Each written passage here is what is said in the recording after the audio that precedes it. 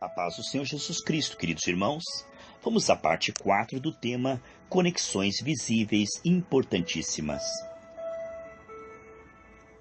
Em Gênesis 40, versículos 6 a 8, diz assim: E veio José a eles pela manhã, e olhou para eles, e viu que estavam perturbados. Então perguntou aos oficiais de Faraó, que com ele estavam no cárcere da casa de seu senhor, dizendo: Por que estão hoje tristes os vossos semblantes?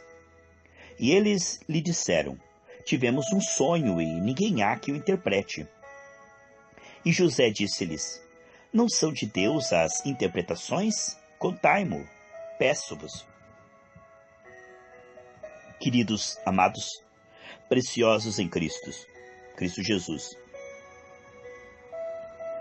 José estava preso, inocente. Quanta perseguição ele passou.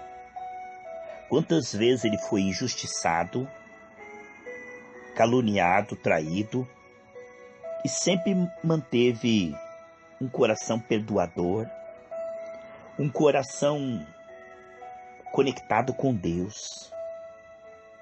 Por isso ele era capaz de tomar decisões sábias, mesmo depois de tantos reveses, mesmo depois de tantas situações contrárias às promessas de Deus dadas a ele no passado.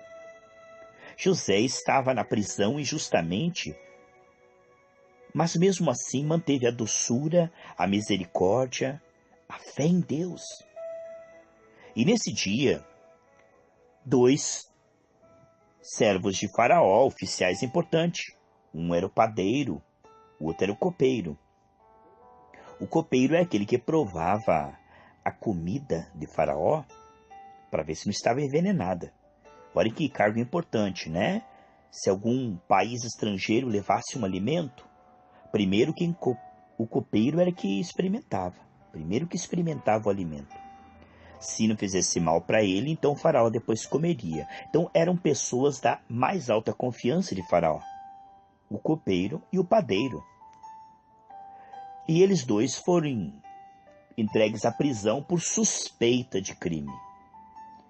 Suspeita de sabotagem e de algo contra Faraó. E interessante como Deus provê todas as coisas, irmãos, tudo coopera na vida daquele que ama o Senhor, que anda com o Senhor pela graça. Nós somos chamados a andar com o Senhor pela graça na dimensão da glória, que é a dimensão da comunhão com Ele, e na dimensão de representá-lo bem nessa terra. Amém? E José estava fazendo exatamente isso. Ele continuava a comunhão com Deus, não havia desistido da sua fé e da sua comunhão com Deus. E continuava ajudando pessoas, pois isso agrada a Deus. E esses dois homens tinham tido sonhos. Esses sonhos eram proféticos. E José olhou para eles e viu que eles estavam tristes. Ele se importou com essas pessoas.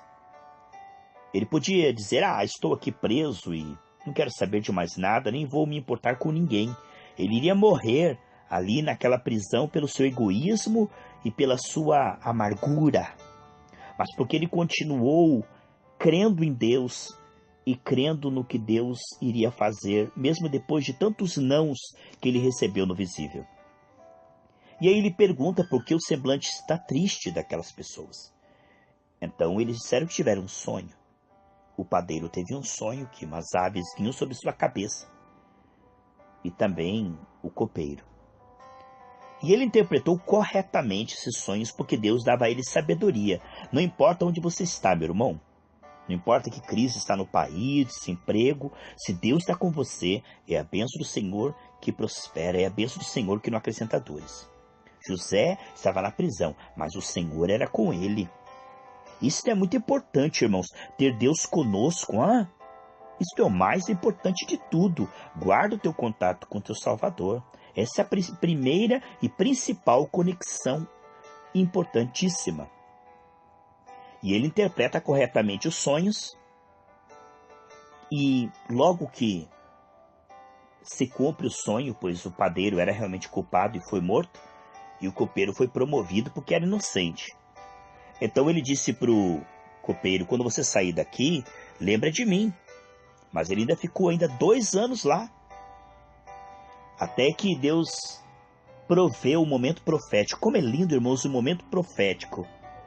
E ele dá um sonho para Faraó que ninguém consegue interpretar. Nisto o copeiro lembra-se. Peraí, mas havia lá José na prisão que interpretou e tudo que ele falou se cumpriu. Não é interessante, amados, que aquele copeiro na frente de José era uma conexão visível importantíssima. Existem pessoas que Deus coloca na nossa vida, não tem nada marcado na testa. São pessoas comuns, mas são pessoas chaves. São pessoas que através delas Deus vai abrir porta. São pessoas que vão te ajudar emocionalmente, financeiramente, espiritualmente. Muitas vezes, irmãos, essas conexões são arranjos divinos. Deus trabalhou para aquela pessoa chegar até você. Por isso que Jesus disse, ninguém que vem a mim eu lanço fora. Olha quanta luta a pessoa passou para chegar até um ungido, uma ungida de Deus. O diabo tentou fazer com que ela não telefonasse para você, não pedisse oração para você, não ouvisse a sua mensagem, mas ela veio e te ouviu. Então agora, invista em pessoas, aquele que está na tua frente. Essa pessoa não é insignificante. Não veja ela segundo as suas posses ou segundo a sua influência, não. Veja uma alma eterna. Todas as almas são preciosas para o Senhor, amém? Trate bem todas as pessoas igual. Não faça acepções de pessoas. Lá na Gerados pela Graça nós não sabemos quem dá mais, quem dá menos, porque ali é colocar tudo junto. Mas em muitas igrejas, conforme a contribuição financeira, é o título que a pessoa recebe. E se a pessoa não contribui financeiramente, eles não deixam nem pegar o microfone. Então isso é acepção de pessoas, porque a igreja do Senhor não é comprada com dinheiro, mas ela é espiritual. E se a pessoa está cheia do Espírito Santo, ela pode contribuir financeiramente, mas se no mês ela estiver passando alguma dificuldade, é a igreja que vai ajudá-la. E o que vemos aqui, sem dúvida, é que José soube investir nessa pessoa que Deus trouxe diante dele. E esta atitude sábia, inspirada por Deus, porque tinha comunhão com Deus, foi uma chave para tirá-lo da prisão. E veja bem, foi uma chave para colocá-lo diante de Faraó, e foi uma chave para ser canal de bênção para o mundo inteiro. No tempo da fome, somente José tinha pão para o mundo inteiro, porque ele foi um canal de provisão, de dispenseiro dos mistérios de Deus. E coisa linda, irmãos, o que Deus quer fazer através da sua vida, como fez de José. O mundo inteiro está faminto, não pelo pão físico, mas está faminto pela palavra de Deus, pelo Espírito de Deus. E você tem as palavras de vida eterna. Você vai ser uma bênção, um canal de bênção em Cristo. Através de você, todas as famílias da terra serão tocadas e abençoadas através do corpo de Cristo. Muitas pessoas virão até você por causa da luz que está brilhando em você, que é o Senhor Jesus Cristo. As pessoas virão de longe para ouvir em você uma sabedoria maior que aquela que estava em Salomão. José foi uma bênção por onde passou, porque andava com o Senhor. Você é uma bênção, porque onde você anda, Deus está com você, você está com Deus. E quando você anda com Deus, você é sábio. José foi agora um dispenseiro de pão para o mundo inteiro. O mundo inteiro não pereceu, porque ele andava com Deus. Todo mundo encontrava pão aonde estava José. E nós sabemos que a cidade de Belém, onde Jesus nasceu, Bethlehem, quer dizer casa do pão. E a igreja é a casa do pão espiritual, você é a igreja. Em Lucas 23:11, diz que Herodes com seus soldados desprezaram Jesus, escarnecendo dele, vestiram de uma roupa resplandecente e tornou a enviá-lo a Pilatos. Herodes desprezou Jesus. Essa era a maior e mais tremenda conexão visível, a mais importante. Herodes não soube discernir o tempo da sua visitação. Herodes não honrou aquele que estava ali. Muitos desprezavam Jesus, diziam, mas esse não é o filho do carpinteiro? Jesus diz, nenhum profeta tem honra em sua própria terra. Ele diz, aquele que recebe um profeta como profeta, receberá galardão de profeta. Irmão, é muito importante honrar aqueles que são ungidos, porque Deus está falando através deles. E por causa da unção e da presença do Senhor, devemos honrar o que essa pessoa está falando. Peça perdão ao Senhor, eu também peço agora, por todas as vezes que, sem percebermos, desonramos um profeta do Senhor, pensando que era carne e era Deus que estava falando. Isso é pecado, irmãos. Herodes desprezou. Jesus falou, olha, Elias e Eliseu estavam em Israel. Eles tinham condição de curar todos os leprosos, mas a ninguém foi procurar eles. Ninguém creu na unção de Elias e Eliseu. Ninguém acreditou e foi lá tocar como aquela mulher que tocou na unção e foi até a unção. Não, eles totalmente desprezo, descaso. Eles olham somente um estrangeiro sírio que foi curado do exército sírio. E nenhuma viúva recebeu provisão. Você veja, ali estavam eles para ministrar cura, provisão a todo Israel, mas ninguém aproveitou, ninguém honrou aquela unção, ninguém recebê-los como profeta. E a não ser a quem foi enviado Elias, a uma viúva estrangeira. É tremendo, irmãos, que Jesus estava sendo desprezado na sua própria cidade natal. E eles não viam nele o Rei dos Reis. Por isso perderam o tempo da sua visitação. E quantas vezes Deus está falando, movendo numa igreja local, e a pessoa não é capaz de andar 2 quadras para ir até lá e receber aquilo que Deus está operando.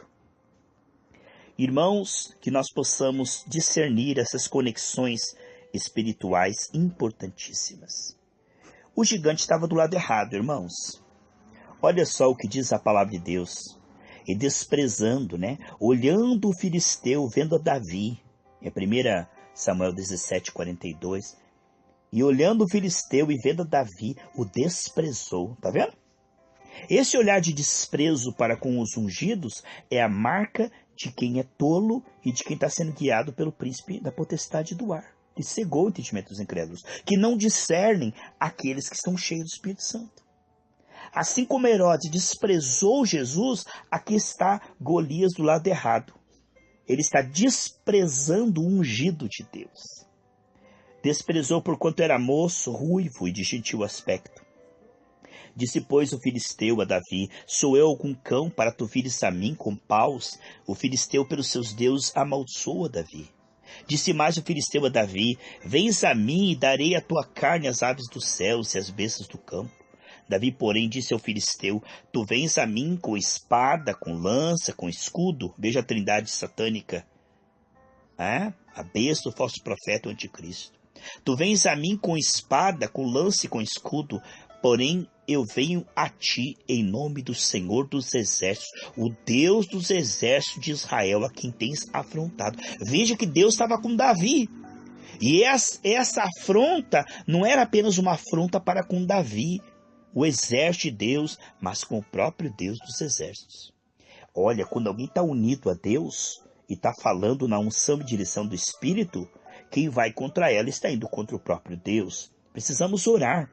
A Bíblia diz, não resista ao perverso.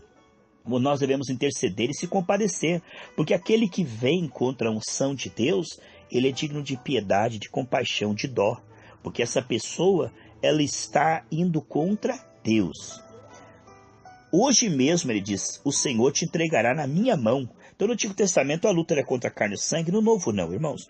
No Novo, a gente luta contra o capeta que está cegando as pessoas, Então, disse Davi, hoje mesmo o Senhor te entregará na minha mão. Ferir-te-ei, tirar-te-ei a cabeça e os corpos do arraial dos filisteus darei hoje mesmo às aves do céu e às feras da terra.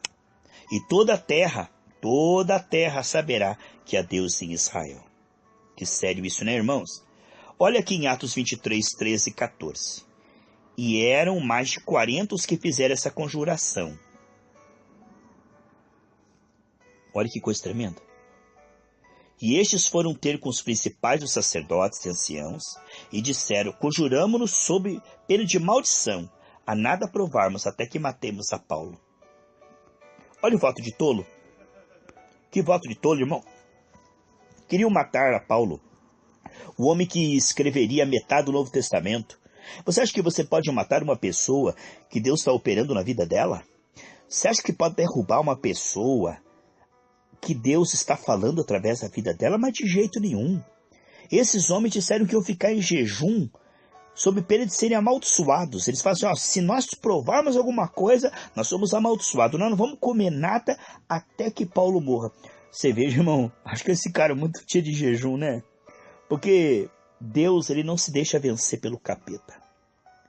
Irmãos, como Deus, ele computa, ele calcula e ele tem a medida recalcada, sacudida e transbordante. Olha, se eles entraram em jejum para matar Paulo, mandaram 40 homens para irem lá matar Paulo. Sabe o que fez o Império Romano da época? 5 vezes mais soldados, com lanceiros, com flechas e com... Se tinha 40 para matar Paulo, o exército romano colocou 200. Ah, não mataram mesmo. Deus sempre fará com que você triunfe. Todo aquele que se levantar contra ti vai ser envergonhado. Deus diz, eu serei amigo dos teus amigos, inimigo dos teus inimigos. Ninguém vai se levantar contra você inspirado por Deus. Deus diz em Isaías 45, 15, que se levantará pessoas contra ti, mas não vem de mim. Deus não vai levantar pessoa para ir contra você, claro que é o diabo, e essa pessoa vai cair do cavalo, Então, veja só, vamos orar por aqueles que não te ouvem. Jesus diz, nisso nós sabemos o Espírito de Deus e o Espírito do erro. Aquele que aprendeu com Deus, que andou com Deus, te ouvirá. E essas pessoas que ficaram fazendo voz de tolo e não entenderam que Paulo era uma bênção, irmãos. Por quê? Porque Deus falava através da vida dele. Eles estavam perseguindo a Paulo e disseram, olha, nós vamos ficar sem comer até Paulo ser morto. Você vê? Que religião doida. Se consagrar para arrebentar com o outro. Não, irmãos, nós devemos amar os nossos inimigos, não jejuar para que o outro morra. Tem gente aí que é meio doido, ele entra em consagração e diz, Deus mata, aleja, seca. Não, isso é macumba gospel. Nós não devemos odiar os nossos inimigos, que se fazem inimigos da gente, nem querer o mal deles. Não, irmãos, à medida que nós usarmos com ele, voltará para nós. Devemos ter compaixão, piedade. A gente que está em pé deve cuidar para que não caia, E aí, esses homens disseram, não vamos comer ou vamos ser amaldiçoados. Então eles foram amaldiçoados, porque tiveram que comer uma hora ou outra, porque Paulo não foi morto. Paulo não foi morto, o plano do inimigo foi frustrado. Essas pessoas aí ficaram sob pena de maldição, então caíram em maldição, porque Paulo não foi morto. Não. E olha, 40 é um grupo grande, hein? 40 pessoas de jejum e mais uns 40 lá para lutar contra Paulo lá. Mas aí o exército romano colocou uns 200 ali, superabundou. Deus, ele computou, calculou. Sabe como é que é? Deus escreve o fim desde o início, E Deus sabe pelo que você vai passar. Ele já foi à frente, quebrou as portas de bronze, ferro de ferro. Creia, irmãos, que tudo que você vai passar pode te pegar de surpresa, mas não pega Deus de surpresa. Deus já sabe. O que o inimigo vai fazer, Deus já sabe. E já calculou, já preparou, e para que você seja conduzido em triunfo sempre. Então nada vai te derrotar até o fim. Você sabe que Deus será o teu guia até a morte. E então Deus já calculou pessoas, situações, circunstâncias, tudo, para que você em tudo seja mais que vencedor. Não tenha medo. Dê risada no dia futuro, porque o Deus que está com você agora, ele está com você lá no futuro, ele conhece o seu futuro e já fez um futuro de glória para você. Então essas pessoas estavam unidas no fanatismo religioso. Eles estavam ali com voto de tolo. Eles estavam do lado errado. Em vez de eles se conectarem com aquilo que Deus estava fazendo, eles estavam se conectando ao capeta, lutando contra a igreja do Senhor. Eles pensavam que eram sábios, que eram religiosos, que eram inteligentes, mas eles estavam se unindo para ir contra a igreja indestrutível e invencível. Eles dizem, edificarei a minha igreja e as portas do inferno não prevalecerão contra ela. A Bíblia diz em 1 Reis 18 e 28 que os que estavam lutando contra Elias, que logo depois seriam mortos na sequência, eles estavam clamando, se cortando com lança, gritando, esbravejando para Baal e nenhuma resposta teve. Essas pessoas não têm a resposta de Deus. Deus não responde àqueles que estão contra os ungidos de Deus. Eles tem de Deus a resistência. Deus resiste ao soberbo, mas dá graça aos humildes. E quando Deus está conosco, quem poderá nos